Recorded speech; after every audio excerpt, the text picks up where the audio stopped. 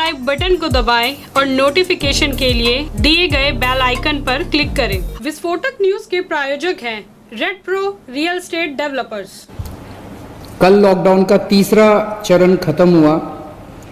आज से लॉकडाउन का चौथा चरण शुरू हो रहा है। पिछले 1.5-2 महीने के अंदर पूरा देश एक तरह से बंद था। कोरोना की महामारी की वजह से पूरे विश्व के अंदर इस टाइम संकट छाया हुआ है। पिछले 1.5-2 महीने में आप लोगों ने खूब तपस्या की है। आप लोगों ने काफ़ी कठिनाई का सामना किया है और आपकी ये तपस्या विफल नहीं होगी।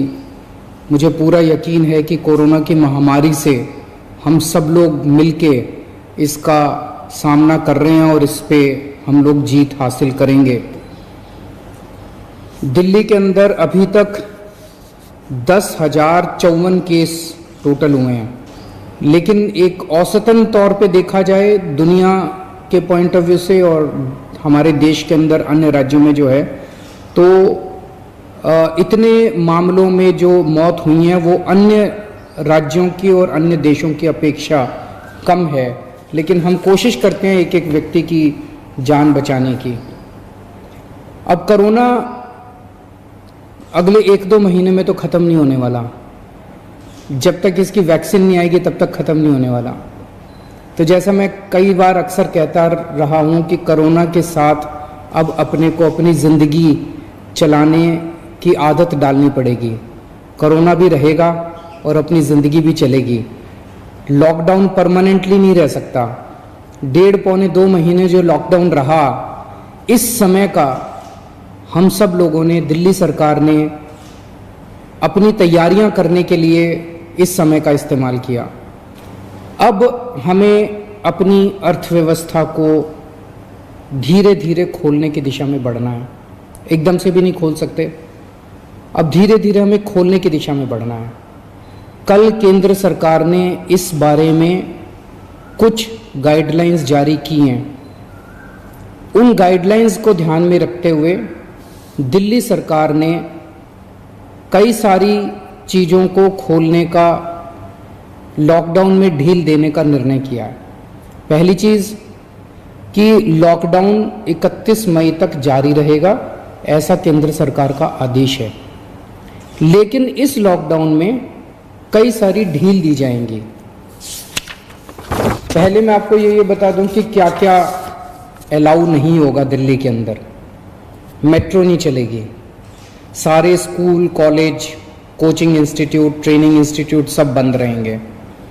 सारे होटल बंद रहेंगे। सारे cinema hall, shopping mall, gymnasium, swimming pool, entertainment park, theatre, bar, auditoriums, assembly halls, ये सब बंद रहेंगे। Social, political, sports, entertainment, academic, cultural, religious या किसी भी तरह की बड़ी गैदरिंग्स ये नहीं हो पाएंगी, ये अलाउड नहीं होंगी।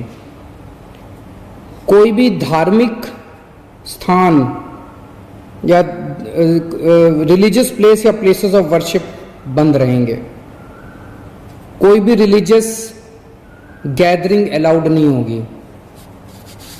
बार्बर, स्पा और सलून ये अभी फिलहाल बंद रहेंगे। शाम को 7 बजे से सुबह 7 बजे तक घर से निकलना अलाउड नहीं होगा। केवल एसेंशियल सर्विसेज के लिए अलाउड होगा। 65 साल से ऊपर की उम्र के लोग, 10 साल से छोटे बच्चे, प्रेग्नेंट महिलाएं और जिन लोगों को दूसरी बीमारियां हैं जैसे डायबिटीज़, दिल की बीमारी, ऐसे लोग का घर से निकलना वर्जित होगा, क्योंकि इन लोगों के लिए कोरोना जानलेवा साबित होता है। रेस्टोरेंट्स को खुलना अलाउ होगा, लेकिन वहां बैठ के खाना अलाउड नहीं होगा। केवल रेस्टोरेंट्स में होम डिलीवरी अलाउ होगी। स्पोर्ट्स कॉम्प्लेक्स और स्टेडियम ये खोल दिए जाएंगे, लेकिन यहाँ किसी भी मैच के दौरान दर्शक अलाउड नहीं होंगे। ट्रांसपोर्टेशन को खोला जा रहा है, तो auto rickshaw, e rickshaw, cycle rickshaw ये अलाउड होंगे, लेकिन केवल एक पैसेंजर। टैक्सी, कैब्स ये अलाउड होंगे, लेकिन केवल 2 पैसेंजर्स। ग्रामीण सेवा, फटफट सेवा, इको फ्रेंडली सेवा ये अलाउड होंगे, लेकिन केवल 2 पैसेंजर्स। मैक्सी कैब में केवल 5 पैसेंजर्स और आरटीवी में 11 पैसेंजर्स। लेकिन हर सवारी उतरने के बाद ड्राइवर की जिम्मेदारी होगी कि वो सवारी वाले एरिया को डिसइंफेक्ट करेगा, ताकि जो अगली सवारी बैठती है उसको भी खतरा ना हो और ड्राइवर को भी खतरा ना हो। कार पूलिंग या कार शेयरिंग अलाउड नहीं होगी एग्रीगेटर्स वालों को। दिल्ली में बसें चलना चालू हो जाएगा। एक बस में 20 से ज़्यादा पैसेंजर्स अलाउड नहीं होंगे। बस में चढ़ने के पहले हर पैसेंजर की स्क्रीनिंग की जाएगी और हर बस स्टॉप के ऊपर ट्रांसपोर्ट डिपार्टमेंट की जिम्मेदारी होगी कि सोशल डिस्टेंसिंग मेंटेन करे, बसों के अंदर भी और हर बस स्टॉप के ऊपर भी। व्हीकल्स और इंडिविजुअल्स का मूवमेंट अलाउड होगा पूरे दिल्ली में। 4 व्हीलर्स के अंदर 2 पैसेंजर से ज़्यादा अलाउड नहीं होंगे और 2 व्हीलर के ऊपर पीछे बैठ के सवारी अलाउड नहीं होगी, पीछे पिलियन राइडर अलाउड नहीं होगा। सभी सरकारी और सभी प्राइवेट दफ्तर खुल जाएंगे अपनी पूरी स्टाफ के साथ, लेकिन कोशिश ज़्यादा से ज़्यादा प्राइवेट ऑफिस वाले ये करें कि ज़्यादा से ज़्यादा लोग घर में जितने काम कर सकते हैं वर्क फ्रॉम होम रहे। सभी मार्केट्स खुल जाएंगे, लेकिन जो मार्केट्स और मार्केट कॉम्प्लेक्सेस हैं वहां पे दुकानें ऑड इवन के हिसाब से काम करेंगी। आधी दुकानें एक दिन खुलेंगी, आधी दुकानें दूसरे दिन खुलेंगी, लेकिन जो एसेंशियल आइटम्स की दुकानें हैं वो रोज खुलेंगी। जितने स्टैंड अलोन शॉप्स हैं, नेबरहुड शॉप्स हैं, रेजिडेंशियल कॉम्प्लेक्सेस में शॉप्स हैं, वो सारी खुलेंगी, लेकिन हर शॉप में सोशल डिस्टेंसिंग मेंटेन होगी और सोशल डिस्टेंसिंग मेंटेन करने की जिम्मेदारी दुकानदार की होगी। अगर किसी दुकान के ऊपर सोशल डिस्टेंसिंग मेंटेन नहीं हो रही तो दुकान बंद कर दी जाएगी।